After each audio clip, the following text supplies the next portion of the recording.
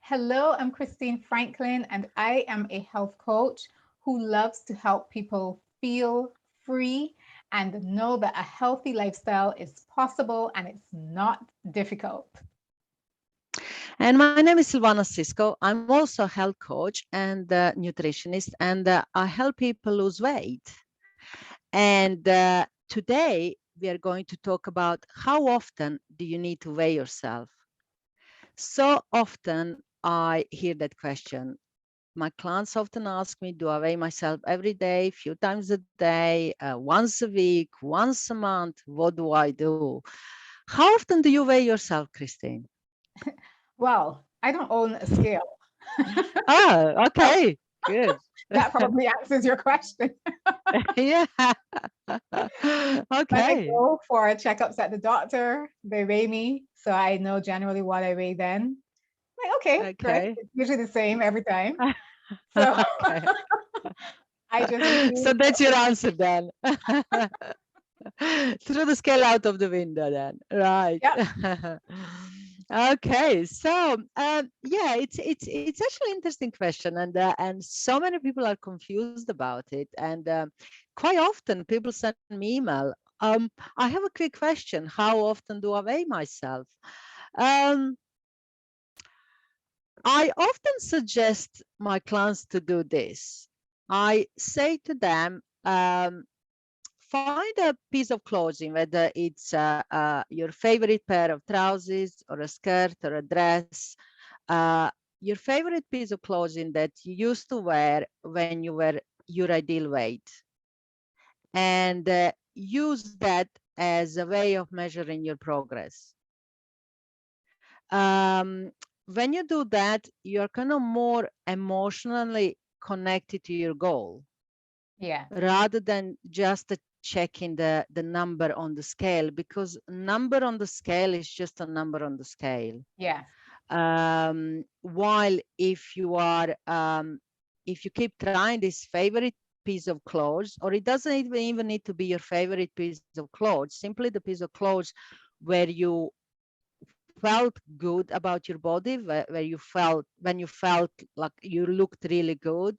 As I said, you are emotionally attached to the goal, and it's going to help you to um, take action and do things that can lead you to your weight loss.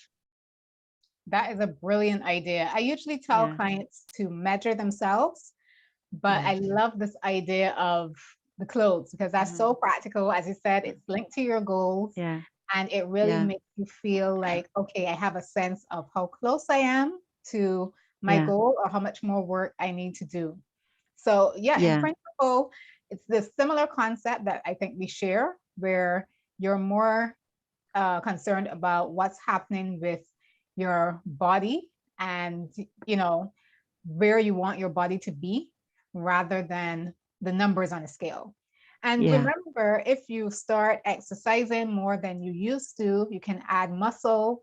Muscle weighs more than fat, so you're not necessarily going to see dramatic changes on the scale, but you might see dramatic changes in how your clothes fit you Yeah. or even how you look in Yeah. the mirror. And I've Yeah. done that personally and with clients. So, I tend to not worry about those numbers on the scale.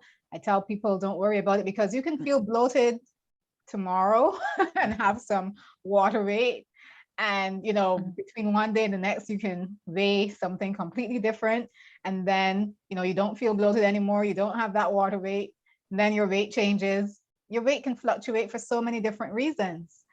So, and for Yes. women especially, you know, at different times, depending on our cycle and water retention and all of that. So that just complicates things more than they need to be complicated.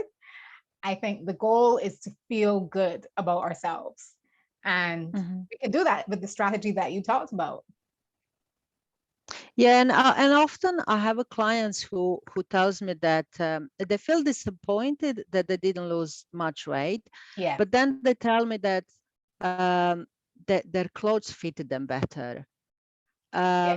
and that's just the indication that that their body obviously is healthier. and they build muscles if they're exercising. They lost the fat, that's for sure. But I Mhm. feel disappointed that they haven't lost much weight. Yes. And And yeah, yeah. that's exactly why I always Mm. recommend don't obsess about the scale, because those numbers can be so misleading compared to what's actually happening in your body. Pay attention to your body itself. Don't worry about the scale. Yeah, and pay attention to how you feel Yeah. and how you look rather than the number on the scale, because as you said, the muscles weigh heavier than fat, Mhm. and yeah, the number on the scale could be misleading, and it is a good idea to check a weight, every now and then. I would say no more than once a week. Right. Of course. That's my suggestion. Yeah, kind Mhm. of, if you really want to weigh yourself, and it's kind of, in a way, it's a good idea to keep an eye on it, rather than just forget about the scale completely. If your goal is to lose a weight, I would Mhm. say once a week, no more than that. Yes. Yes. Yeah, That makes yeah, complete and sense. always the same time, the same day, and same time of the day. Yes. Yeah, that's my suggestions. But the problem is that so many people get so obsessed with the number on the scale, they don't see anything else. For sure. They And don't see, yeah, they don't, yeah, as you said, they can get yeah, they discouraged. don't see how well they're, yeah, they don't see how well they're doing. They can't see how much better they look, Yeah. because the number on the scale is not what they want it to be. Yeah. And the problem is that sometimes people have unrealistic expectations because they want to lose certain amount of weight within certain period of time. And if they don't lose that much weight, then they got discouraged, and then that usually leads to binge eating and disappointments and the rest of it. Yeah. Yeah. And, some people want to weigh what they weighed in their 20s, but they're in their 50s, Yeah. and your body's not the same. So the expectation, can't be the same.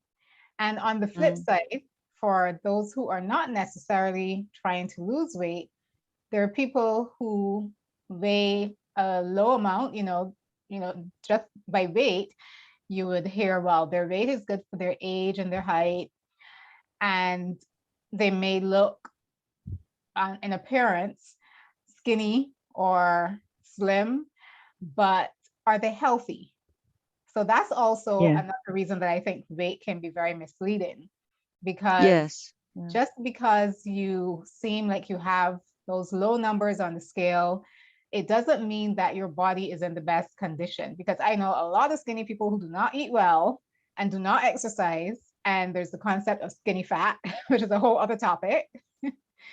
And, that can be dangerous because then you're taking for granted the fact that weight is the measure. And therefore, if your weight is not in the range of being overweight or obese, you're fine, which is not necessarily true. Yes, and and the problem is also that when people want to achieve certain weight, in other words, when they want to lose weight,